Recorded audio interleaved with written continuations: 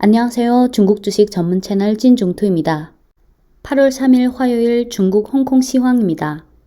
지난주 중국 시황 영상에서도 언급했듯이 현 시점에서 경기, 거시정책, 산업정책, 밸류에이션, 국내외 코로나 상황 및 투심 등을 종합적으로 고려하면 추세적으로 상승하기에는 모멘텀이 부족한 상황이고, 지난 4월부터 6월까지 또는 7월까지 급등한 업종 종목은 또 차익 실현 리스크가 있고, 지금은 투심이 약화된 관망 분위기 속에서 변동성 장세가 한동안 계속될 것으로 보입니다.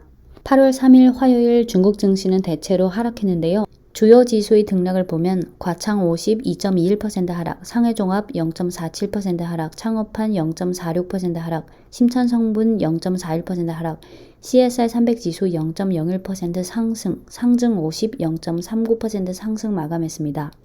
업종별 등락을 보면 상승 업종은 바이오, 해운 5%대, 외식관광 4%대, 건설기계, 가전제약 3%대, 의료보건 2%대 상승했고, 하락 업종은 발전설비 7%대, 비철금속, 반도체 5%대, 2차전지 4%대, 전기차, 자동차, 철강, 귀금속 3%대, 석탄, 정밀화학 등이 2%대 하락했습니다. 오늘 장중 많이 언급된 이슈는 두 개, 하나는 반도체주의 급락, 하나는 텐센트의 하락입니다. 우선 반도체입니다. 중국 주식을 실제로 투자하시는 분들은 잘 아실 거고, 또 찐중투 과거 영상에서도 누차 언급한 내용이지만, 중국 증시가 2월 춘절 이후, 즉 2월 18일부터 3월까지 본격 조정세를 겪은 후 4월부터 조금씩 안정세를 취하기 시작했는데, 그때부터 현지 증시 자금 중 상당 부분이 반도체, 2차전지, 전기차, 바이오 쪽으로 유입됐고, 특히 상해 과창판과 심천 창업판 쪽으로 집중적으로 유입되다 보니까 그 외의 업종이나 종목은 상대적으로 소외되면서 횡보하거나 하락하는 상황이 계속되었습니다. 플랫폼 기업들은 산업 정책의 부담 때문에 올 들어 하락세가 계속됐습니다. 그러다가 7월 들어 증시 변동성이 커지는 경향이 나타났는데, 바이오 쪽은 또 7월 초에 항암제 임상시험 규범화 정책이 나오면서 차익 실현이 나오기 시작했고, 전기차 2차전지 쪽은 7월 둘째 주부터 슬슬 나오기 시작했고, 그때까지도 계속 견조한 흐름을 유지한 것이 반도체였습니다. 반도체 업종 지수의 흐름을 보면 2019년, 20년, 21년 올해만 보면 1월, 2, 3, 4월부터 반등하기 시작해서 7, 8월, 하지만 8월 2일 이번 주 들어 차익 실현이 나오기 시작했는데, 8월 3일 오늘 다수 반도체주들이 급락했습니다. 오늘 반도체 업종 지수의 낙폭은 5.66%, 97개 편입 종목 중 89개가 하락했고, 낙폭이 큰 종목은 중미 반도체 설비, 북경 군정이 12% 하락, 기가 디바이스, 북방 화창, 스타파워가 10% 하한가, 야크 과기 8%대 하락했고, SMIC 상해 과창판 종목은 6%대 하락, 홍콩 종목은 5%대, 자광 국미, 장전 테크놀로지 6%대 하락, 중환 반도체, 통부 마이크로 5%대 하락했습니다. 오늘 반도체주의 급락은 앞서 말씀드린 근 4개월 급등 후의 차익 실현이 있는 데다, 오늘은 또 뭐가 있냐면 현지 시간 점심 12시에 시장감독관리총국이 공고문을 하나 발표했는데요. 제목은 시장감독관리총국이 앞다투어 가격을 올리는 혐의가 있는 차량용 반도체 칩 판매 기업에 대해 입건 조사했다. 내용은 차량용 반도체 시장에 존재하는 앞다투어 가격을 올려서 가격이 고공행진하는 등 돌출한 문제에 대해 최근 시장감독관리총국은 가격 모니터링과 신고 단서에 의거해 앞다투어 가격을 올리는 차량용 반도체 칩 판매 기업에 대해 입건 조사했다. 다음 단계에 있어서 시장감독관리총국은 반도체 칩 등 중요 상품 시장의 가격 질서를 지속적으로 주목할 것이고, 감독관리와 법 집행의 강도를 보다 강화하고 매점, 앞다투어 가격 인상, 가격 담합 등 불법 행위에 대해 엄격히 조사 처리할 것이다.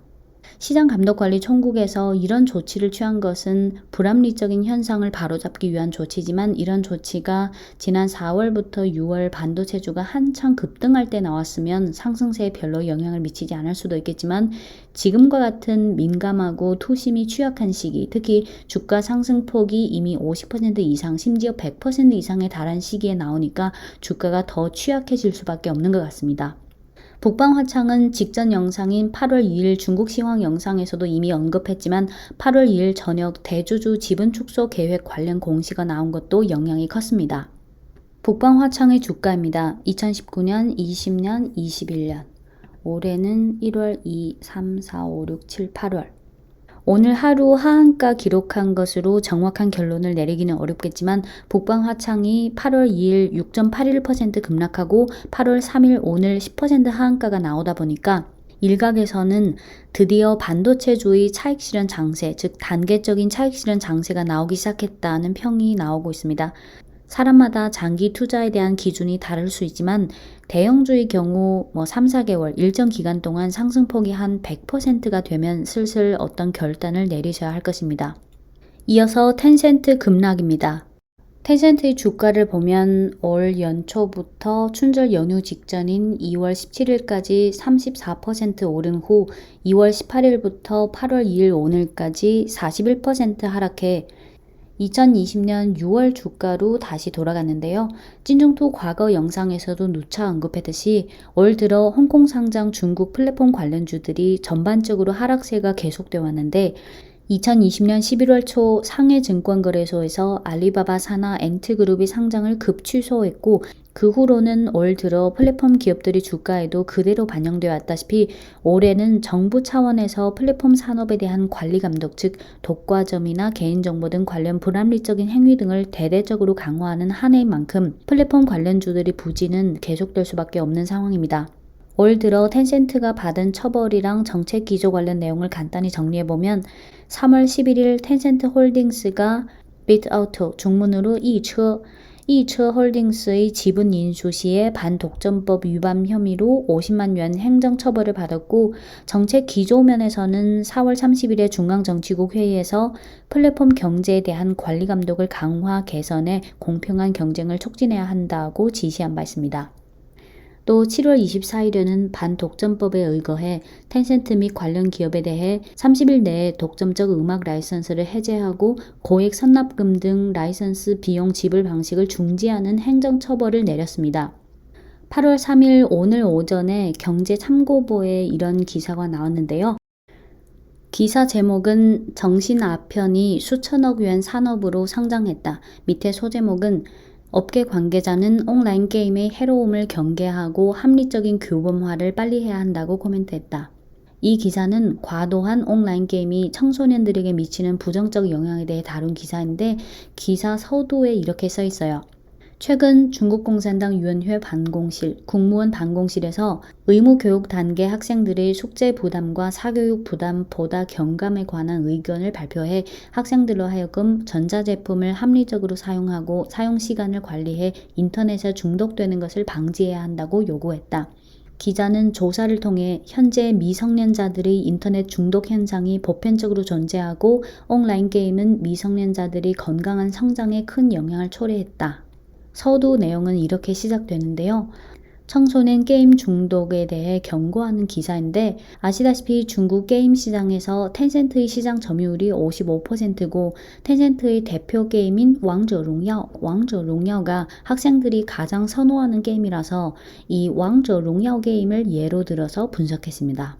또 이 경제참고보는 관영 언론인 신화사 산하의 언론이라서 이런 기사가 나오니까 관심도가 더 높았죠.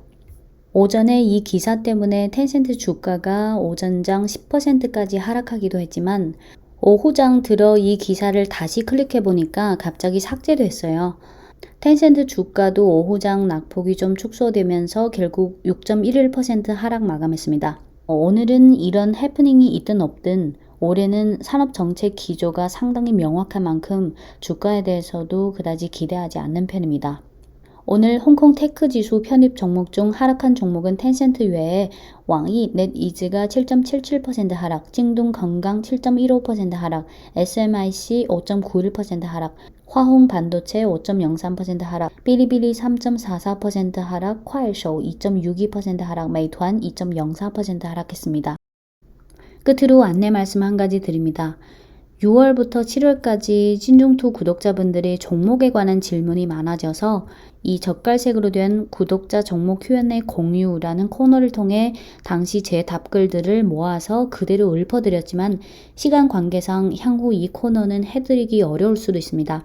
찐종투 구독자분들이 질문들을 쭉 보면 거의 다 본인이 실제로 고민 중인 질문, 중국 주식과 관련된 실질적인 질문들이라서 구독자분들 서로에게도 직간접적으로 도움이 될 것 같습니다. 다른 구독자분들의 질문도 가급적 알아서 챙겨보시면 더 좋을 것 같습니다.